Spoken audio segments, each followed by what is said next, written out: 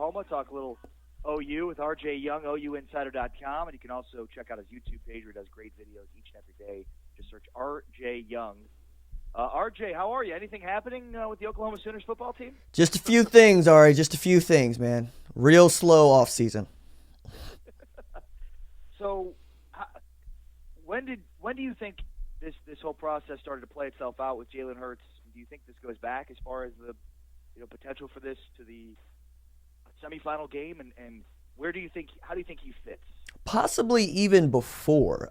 We got some reporting that this was actually something that was being thought about even around the SEC championship game, especially as it became clear that Kyler Murray was going to be a Heisman finalist and eventually a Heisman winner. But I didn't really buy into it as much until we got to the Orange Bowl, and Lincoln goes out of his way to start talking about how much he likes Jalen Hurts. I'm going, well, that's odd. You just gave us a soliloquy about the backup quarterback at Alabama. So we started doing some digging on it, and it became a real possibility leading up to the Orange Bowl. And then after the fact, we all but thought it was going to be done. But the thing was, Austin Kendall still on campus, and Austin Kendall still is under the impression that he's going to be the projected starter. And that's when all of this stuff started to really get mixed up and muddied. And we were trying to do a lot of reporting to figure out what was going on. And all of our reporting pointed to Jalen Hurts wants to come to Oklahoma. Well, that leads us to how this is different than Baker Mayfield coming in from Texas Tech and the offense he ran, or Kyler Murray and what his background was at Texas A&M when he came in. And those guys, certainly Kyler Murray, had a chance to spend time in the program and understand what they're doing. My question was, is there some similarities to what Mike Locksley was running at Alabama? How much does Jalen Hurts know about what Lincoln Riley's going to run at Oklahoma? Well, Dave, you bring up a good point, because the last two transfer quarterbacks, Baker Mayfield and Kyler Murray, had a couple years in the system, as they say. But also, they did not have the experience that Hurts has playing the position as a starter. And the thing that I want folks to really key on is, we're going to talk about what the offense can do with Jalen Hurts, but I think they're going to look at the whiteboard and say, hey, Jalen, what do you like to run? And they're going to run a lot of that in addition to the things that Oklahoma does well as a group. So I don't really see that as an issue so much as the fix or the air raid or the pro raid or whatever it is you want to call his offense, because the thing we know about Lincoln is that he's going to adapt it to the quarterback that he has. And the thing that we can't overlook is Jalen Hurts is a very fast man who can throw a football over the mountains. We're talking about a kid who plays quarterback, who runs a 4.4 40, who squats 500 pounds, and benches 350, and also can put the ball where he needs it to go. And with this offensive line that Oklahoma is going to be building out, you got one returning starter. You'd rather have somebody back there with legs to get themselves out of trouble than depend on the offensive line, at least through the first half of the season, I would think. The offensive line, as you just referenced, was maybe the best in college football, probably the best in college football last year. Cody Ford moves on.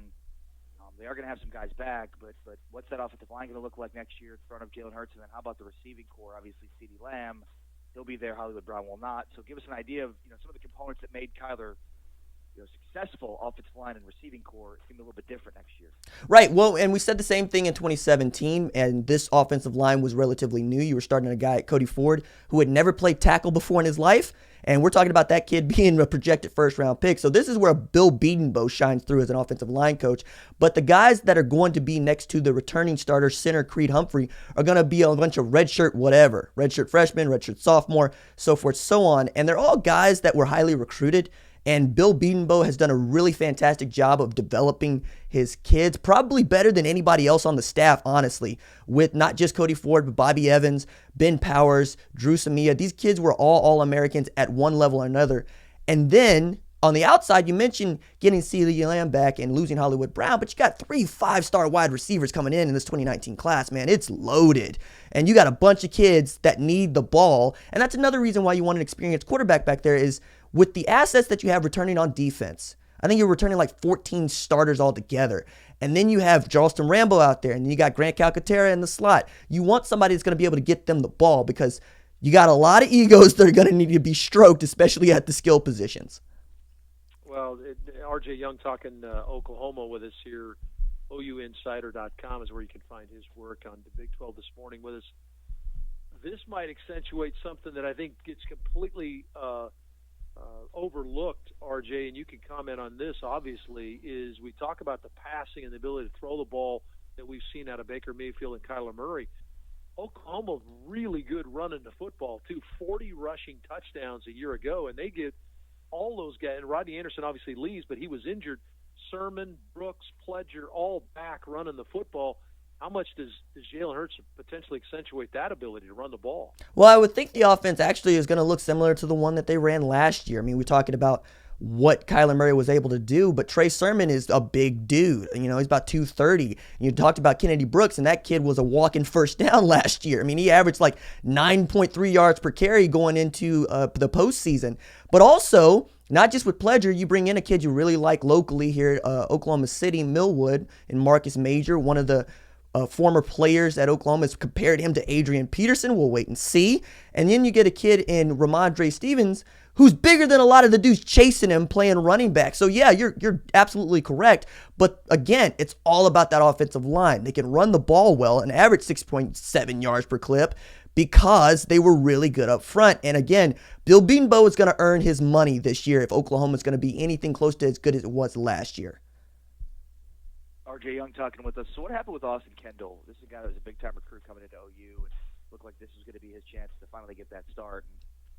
And, I mean, did he just not develop? Were they just so enamored with being able to get Jalen Hurts? What went wrong at OU with Austin Kendall? Has to be a combination of the two things you just said, Ari. It's a series of unfortunate events for this kid because coming out of the 2016 class, 24/7 composite had him rated higher than Jalen Hurts coming out, right? And then Jalen Hurts gets an opportunity to start right away, and Austin Kendall does not. And then you brought in a dude to compete with him in Chris Robinson, right? And he goes away. Then you bring in another kid to compete with him. He's Kyler Murray. So you end up playing behind two Heisman quarterbacks, not because you're not good, but because you're not them. And then this year I was definitely expecting Austin Kendall to be the projected starter because Lincoln had said going into the preseason, hey, this is one of the closest competitions I've ever had to call. Kyler can do some things with his legs that frankly nobody else in the world can. So that's our starter. And you saw how that worked out for him. And then coming out of the Orange Bowl, I really thought it was going to be Kendall because Lincoln says, hey, Austin has to feel really good about being neck and neck with the Heisman Trophy winner, and we like him. And then apparently you just get so enamored with Jalen Hurts that you want him in the worst way, and then Kendall gets wind of the kid he's going to visit, says, no, I'm done with this. I put up with this for 3 years. You keep bringing folks in to compete with me.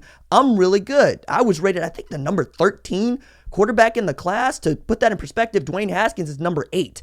You know, Shane Patterson was number 1. Justin Herbert was way down at the bottom at 43. The kid just wants his opportunity, and he thought he was going to get it here, and it's just been, I don't know how you could see it other than a raw deal for him, and also just the way things work out. RJ Young with us here on Big 12 this morning, OU Insider, OUinsider.com, talking about OU and some of the things in and around the program. Well, so Austin Kendall looks like West Virginia is the destination. Give us some insight into what Austin, you just talked about his prowess coming out of high school, just really hadn't been given enough. Only 39 attempts, RJ, in his career, redshirted in 17, played 18 and 16 behind the guys you just mentioned, in Kyler Murray and Baker Mayfield. What kind of player potentially is West Virginia getting in Austin Kendall, and do we know enough about him at the college football level? I think we know enough about his background to know that the kid can throw the ball all over the yard. I mean, this is a kid who averaged 300 yards passing in high school, set all kinds of records, and really is for the spread, for the air raid. So when you recruited him, when Lincoln went into his living room and brought him out, that was the kind of quarterback that he's used to coaching and loves to have around. The difference is, hey man, he's just not as mobile as these other quarterbacks. And that's not to say he's a statue. He's not, because one of the things that he got to show folks is that he can move with the ball during the spring game. But then he gets the one start against Baylor because Kyler Murray was in trouble. He doesn't look good in the first series, and that's the last time you see that kid get a start. So I know that a lot of folks haven't seen him play on the big stage, but I think if they give him something to work with at West Virginia, and there's no guarantee that they will, he's going to show folks that he can throw the ball around, and he might be an outside shot to be a 2020 quarterback that gets drafted, and that's the game right now. He's got a lottery ticket. He wants to cash it. RJ, how high do you think Kyler Murray will be drafted? Do you think he'll end up becoming a successful NFL quarterback? I think that he's a first-round pick. I think he's a guy that goes to 6 at New York makes sense to me. Arizona trading Josh Rosen to New York because that's a more conventional style of offense that they run up there also makes sense to me. But here's the thing. I think that Major League Baseball and the Oakland Athletics have put themselves in position to match or maybe even exceed just a hair, whatever it is the slot value is for where he gets drafted. And I think that they're going to make a huge play to try to get this kid to commit to play baseball. It's one of those things where I believe what most people believe, which is that he loves to play football. But it's one of those things where do you want to keep doing the job you love, or are you going to do this job that you kind of like for an exorbitant amount of money?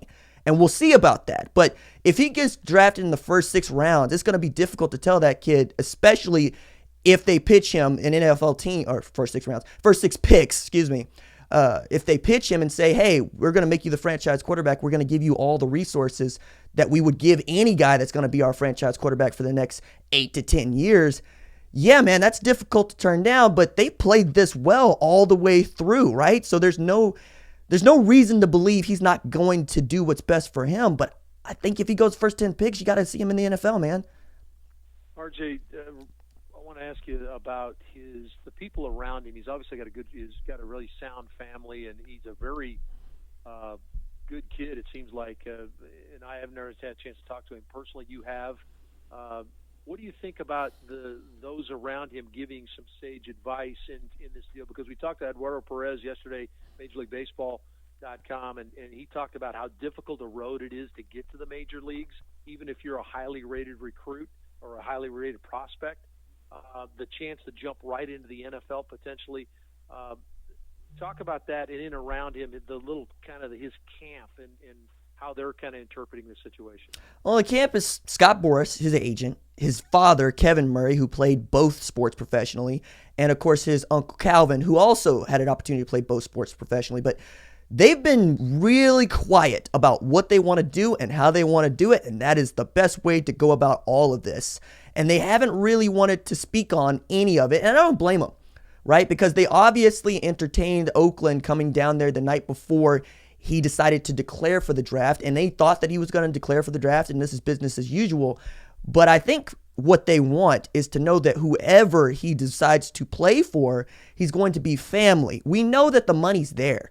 That's not an issue anymore. You want to know that you're going to be the highest priority for whichever organization you go with. And Oakland is doing this the right way. I would say that they're treating it like a marriage, right? Which is, if I'm married to you and you're my wife, people can look, but I know that I'm married to you. I'm going to act accordingly, right? As opposed to, hey, we're freaking out because this kid isn't committed to playing baseball and woe is me. And I think that's what they really want to guard against. They don't want anybody that's going to really be freaking out because the kid wants to entertain doing both. They want somebody who's going to say, no, we want what's best for Kyler. We want Kyler to be happy, and we think we can make Kyler happy.